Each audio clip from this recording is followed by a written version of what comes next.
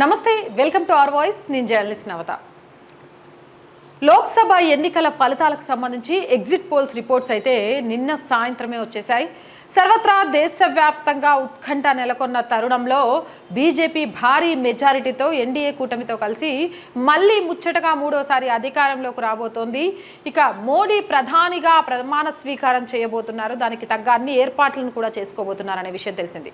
అయితే తెలంగాణ విషయంలో బీజేపీకి ఎన్ని సీట్లు వస్తాయి, బీజేపీ గెలిచే అవకాశం ఎంతవరకు ఉంది, కాంగ్రెస్ మీద ప్రజల్లోకి వ్యతిరేకత వచ్చిందా లేదా, అసెంబ్లీ ఎన్నికల్లో మ్యాజిక్ చేయగలిగిన కాంగ్రెస్ లోక్సభ ఎన్నికలకు వచ్చేసరికి ఎందుకు మ్యాజిక్ చేయలేకపోయింది, ఇలాంటి అనేక సందేహాలు అనేక మంది మధ్యలో ఉన్న ఎగ్జిట్ పోల్ ఫలితాలు మాత్రం బీజేపీకి పట్టం కడుతూ వచ్చాయి. తెలంగాణలో ఇటు కాంగ్రెస్ ఖాళీ కాబోతోంది, రేవంత్ అవుట్ అవబోతున్నాడు అంటూ కూడా ఈ సర్వే ఫలితాల ద్వారా తెలుస్తోంది. ఇక ఒకసారి తెలంగాణ లోక్సభ ఎన్నికల ఎగ్జిట్ పోల్ ఫలితాలతో ఒకసారి మనం ఎనాలిసిస్ కనుక చేసుకోగలిగితే మొత్తం ఆదిలాబాద్, నిజామాబాద్, జహీరాబాద్, కరీంనగర్, పెద్దపల్లి, వరంగల్, భువనగిరి, నల్గొండ, ఖమ్మం, మహబూబాబాద్, మహబూబ్ నగర్, నాగర్ కర్నూల్, మల్కజ్గిరి, సికింద్రాబాద్, హైదరాబాద్, చేవెళ్ళ, మెదక్ మొత్తం 17 స్థానాలకు గాను ఎన్నికలు జరిగాయి. ఈ నేపథ్యంలో ఈ 17 స్థానాలకు సంబంధించి కూడా ఏం జరగబోతోంది అనే ఉత్కంఠ అయితే నెలకొని ఉంది. ఏ స్థానాల్లో ఎవరు గెలవబోతున్నారు అనేది ఒకసారి మనం ఎగ్జిట్ పోల్స్కి సంబంధించిన ఫలితాల ద్వారా చూస్తే సర్వే సంస్థలు ఏ స్థానాలకు ఎన్నెన్ని సీట్లు ఇచ్చాయనేది కూడా చూద్దాం. టుడే చాణక్య సర్వే ప్రకారం 10 నుంచి 12 స్థానాలను బీజేపీ గెలుచుకునే అవకాశం ఉంది. కాంగ్రెస్ 5 నుంచి 7 స్థానాలను గెలుచుకునే అవకాశం ఉంది. బీఆర్ఎస్ 0 నుంచి 1 స్థానం, ఎంఐఎం 0 నుంచి 1 స్థానం.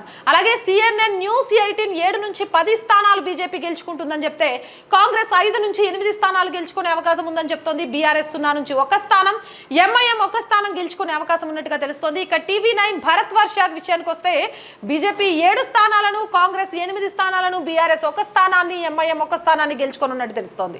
ఇక పీపుల్స్ పాల్స్ వస్తే 7 నుంచి 9 స్థానాలని బీజేపీ, 7 నుంచి 9 స్థానాలని కాంగ్రెస్, అలాగే 0 నుంచి 1 స్థానాన్ని బీఆర్ఎస్, అలాగే ఎంఐఎం 1 స్థానాన్ని గెలుచుకునే అవకాశం కనిపిస్తోంది. జనం సాక్షి సర్వే రిపోర్ట్స్కి వస్తే 8 నుంచి 11 స్థానాలు బీజేపీ, 5 నుంచి 8 స్థానాలు కాంగ్రెస్, 0 నుంచి 1 స్థానం బీఆర్ఎస్, 1 స్థానం ఎంఐఎం గెలుచుకునే అవకాశం కనిపిస్తోంది.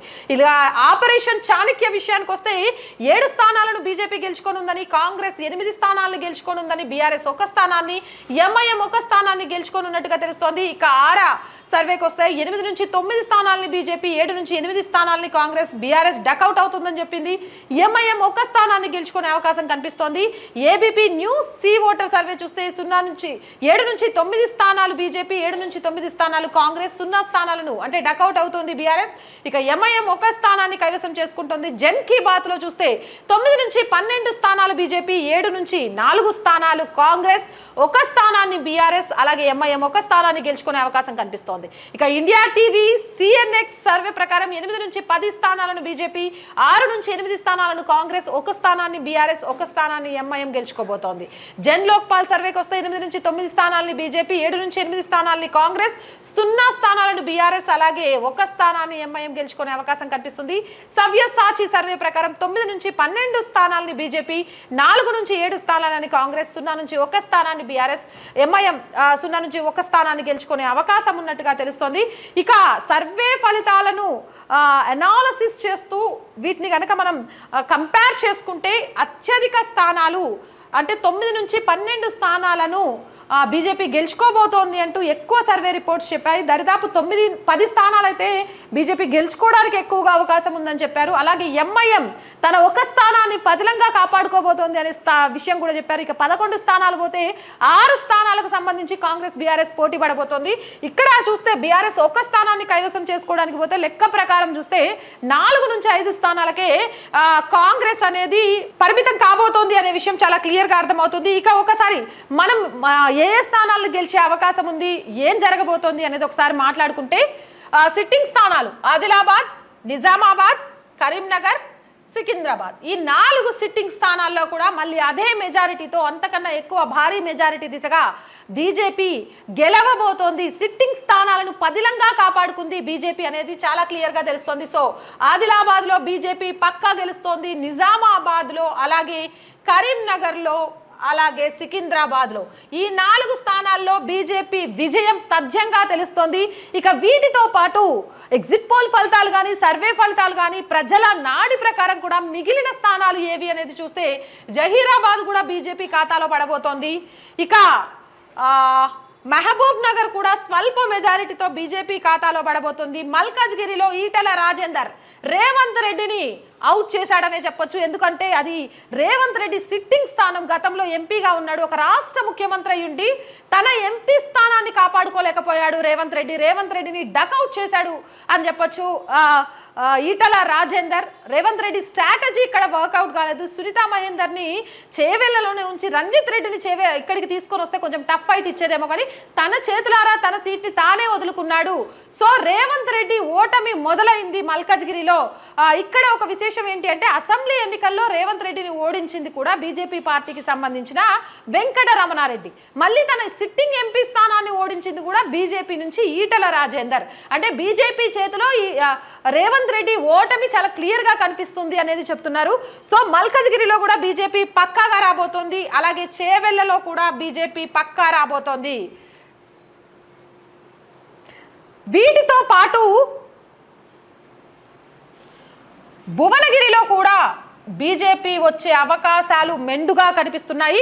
ఒక్కసారి మనం బీజేపీకి వచ్చే స్థానాలను పక్కా స్థానాలను చూస్తే ఆదిలాబాద్, నిజామాబాద్, జహీరాబాద్, కరీంనగర్, భువనగిరి, చేవెళ్ళ, సికింద్రాబాద్, మల్కాజ్గిరి, అలాగే మహబూబ్ నగర్ 1, 2, 3, 4, 5, 6, 7, 8, 9 స్థానాల్లో బీజేపీ ఖచ్చితంగా గెలిచే అవకాశం కనిపిస్తోంది. ఇక కాంగ్రెస్ విషయానికి వస్తే పెద్దపల్లి కాంగ్రెస్ గెలుస్తోంది. అలాగే నల్గొండ కాంగ్రెస్ గెలుస్తోంది. ఇక్కడ బీజేపీ కూడా టఫ్ ఫైట్ ఇస్తున్నారు సైదిరెడ్డి. అలాగే ఖమ్మం కాంగ్రెస్ గెలుస్తోంది. బట్ ఇక్కడ బీఆర్ఎస్ గెలిచే అవకాశం కూడా ఉంది అంటూ కొన్ని ఎగ్జిట్ పోల్స్ రిపోర్ట్స్ని బట్టి అర్థమవుతుంది. అలాగే మహబూబాబాద్ని కాంగ్రెస్ గెలుచుకోబోతోంది. నాగర్ కర్నూల్ని కూడా కాంగ్రెస్ గెలుచుకోబోతోంది. అలాగే మిగిలిన ఎక్కడా కూడా కాంగ్రెస్కి లేవు. కాంగ్రెస్ పక్కాగా గెలిచే స్థానాలు చూస్తే నాగర్ కర్నూలు, మహబూబాబాద్, అలాగే పెద్దపల్లి, నల్గొండ 4 స్థానాల్ని కాంగ్రెస్ ఖచ్చితంగా గెలుచుకోగలిగితే ఖమ్మంలో టఫ్ ఫైట్ ఇస్తుంది. అంతవరకు అయితే చెప్పగలను నేను. సర్వే రిపోర్ట్స్ని బట్టి అక్కడ జనాలు నాడి ఓటింగ్ మేము పబ్లిక్ బైట్స్ తీసుకోవడానికి వెళ్ళాం. వీటన్నిటి నేపథ్యంలో చెప్తున్నాము.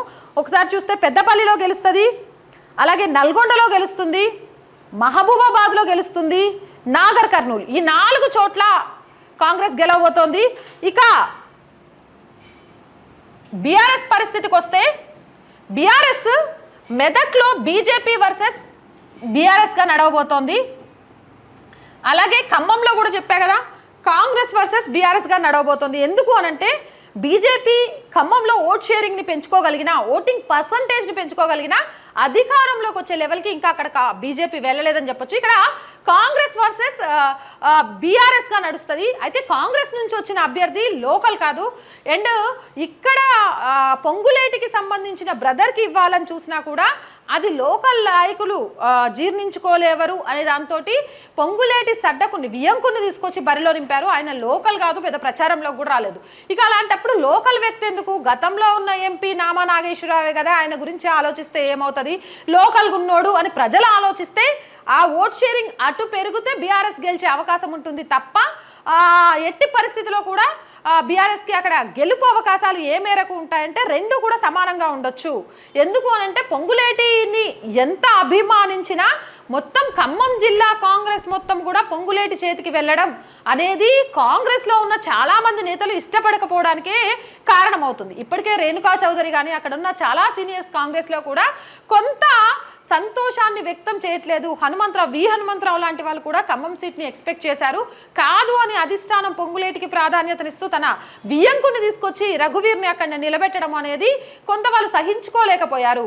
ఈ ఓటు అటు కనుక మరలితే బీఆర్ఎస్ గెలిచే అవకాశం ఉంటుంది, లేకపోతే అది కూడా కాంగ్రెస్ ఖాతాలో పడుతుంది. సో కాంగ్రెస్ వర్సెస్ బీఆర్ఎస్గా మారే ఛాన్స్ ఉంటుంది. ఇక మెదక్ వచ్చేసరికి మెదక్ మనందరికీ తెలిసిందే, సిద్దిపేట హరీష్ రావు, గజ్వేలు కేసీఆర్ ఉన్నా కూడా ఇక్కడ మరి బీఆర్ఎస్కి నిజంగా ప్రజాభిమానం ఉందంటే ప్రజాభిమానం లేదు, పైసా అభిమానం మాత్రం బాగా ఉంది. పైసలు విచ్చలవిడిగా బీఆర్ఎస్ పంచింది అని చాలా సందర్భాలలో సోషల్ మీడియా వేదికగా మనం చూసాము.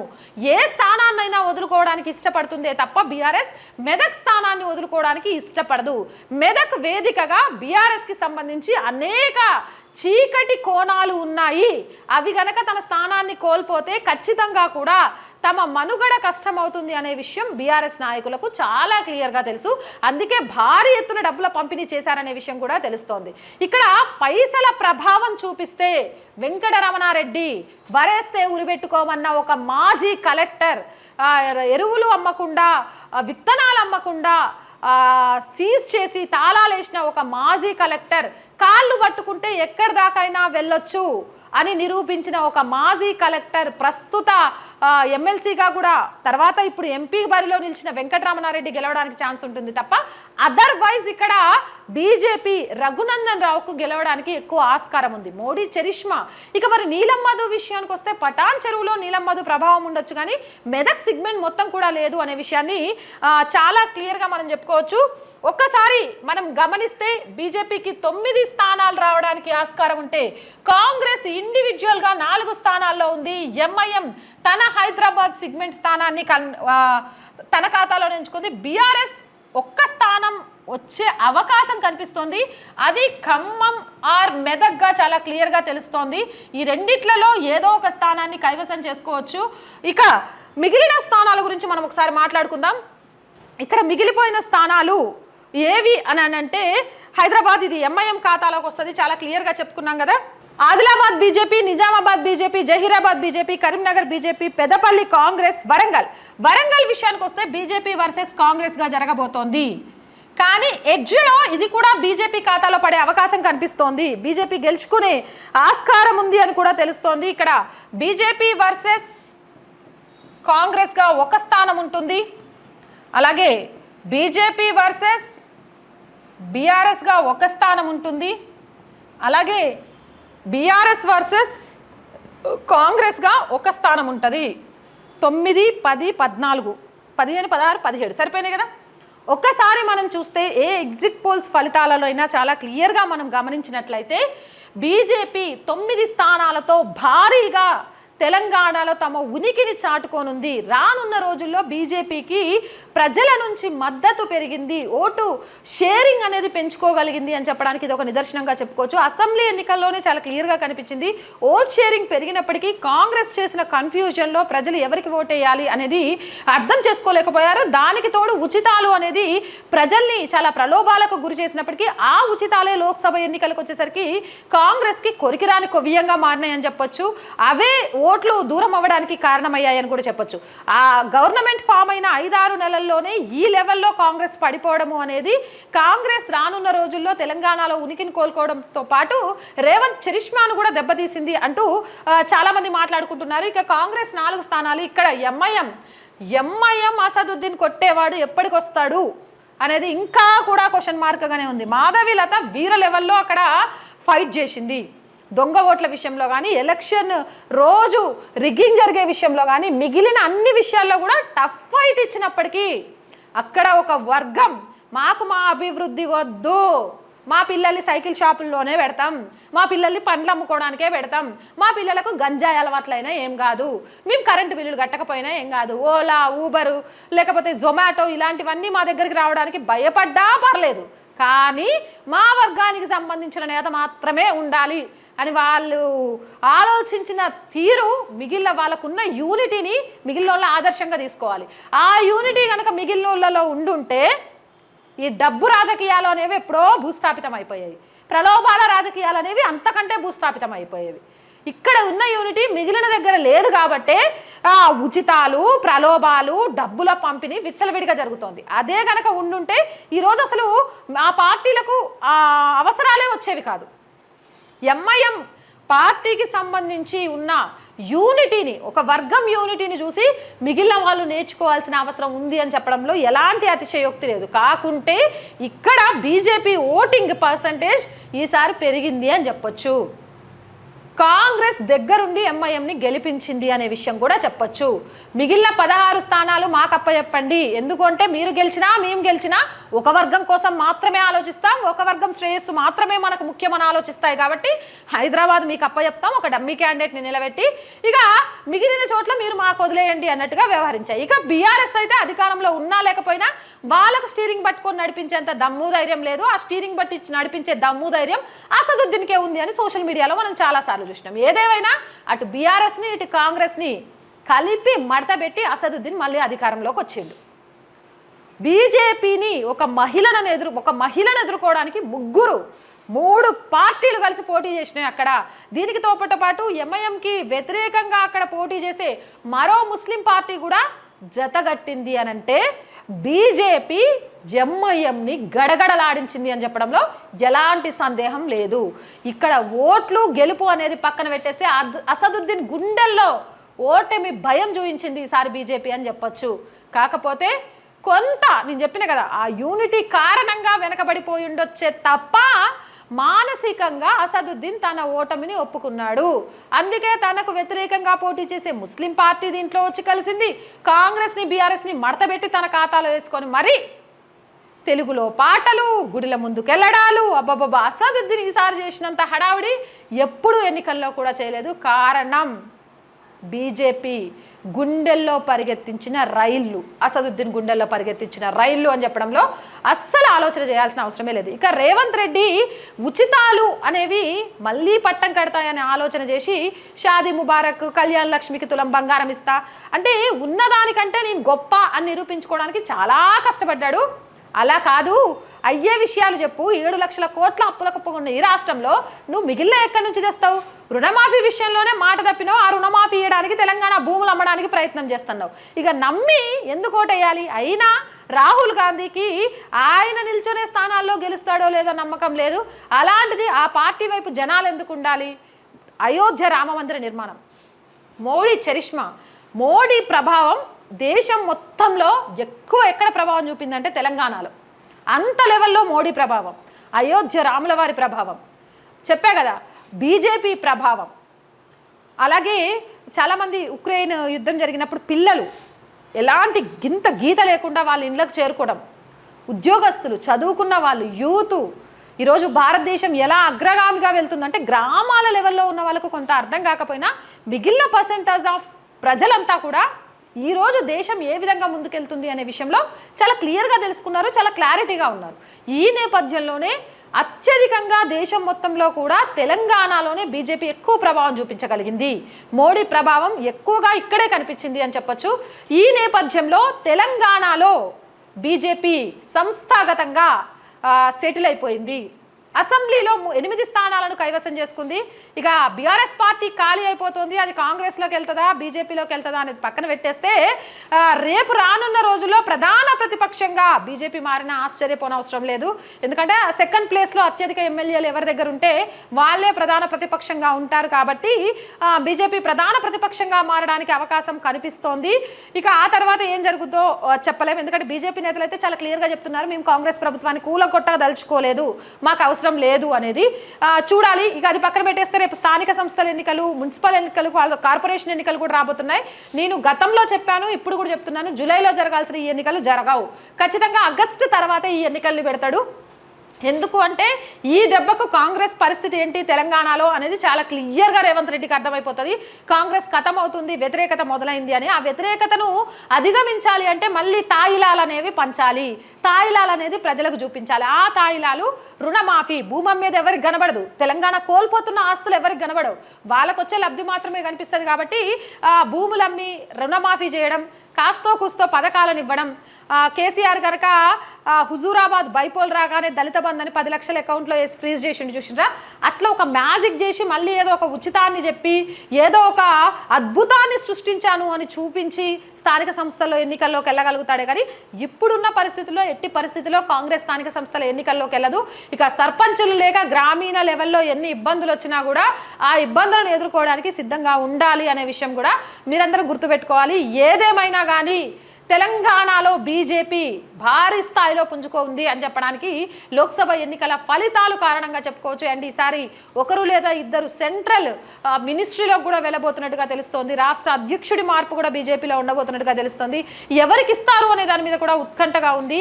ఏదేమైనా సిట్టింగ్ స్థానాలను కాపాడుకుంటూ కొత్త స్థానాలను కైవసం చేసుకోవడము అనంటే అది అంత ఈజీ ఆషామాషి విషయం కాదు. సో ఆ విషయంలో బీజేపీ సక్సెస్ అయితే ఒక ముఖ్యమంత్రిగా ఉంటూ తన సిట్టింగ్ స్థానాన్ని మల్కజ్గిరిని కాపాడుకోలేకపోయాడు అనేది రేవంత్ మీద కొంత అసంతృప్తికి కారణమవుతుంది. రేవంత్ చరిష్మా అవుట్ అయిపోవడానికి కూడా కారణమవుతుంది అంటూ కూడా కొంతమంది మాట్లాడుకుంటున్నారు. ఇక ఇవి ఎగ్జిట్ పోల్స్కి సంబంధించిన ఫలితాలు. ఎగ్జాక్ట్ ఫలితాల కోసం 4వ తారీఖు ఆర్ వాయిస్లో మినిట్ టు మినిట్ అప్డేట్ వస్తుంది. So stay with us. ఆ రోజు కూడా ప్రతి మినిట్ లైవ్ అప్డేట్స్ మీకు అందిస్తూనే ఉంటాను. ఈ వీడియోపై మీ అభిప్రాయం ఏంటి అనేది కామెంట్ సెక్షన్లో తెలియజేయండి. మోర్ వీడియోస్ కోసం మన ఛానల్ని వెంటనే సబ్స్క్రైబ్ చేయండి. నచ్చితే లైక్ చేయండి, షేర్ చేయండి, సపోర్ట్ చేయండి. జై భారత్.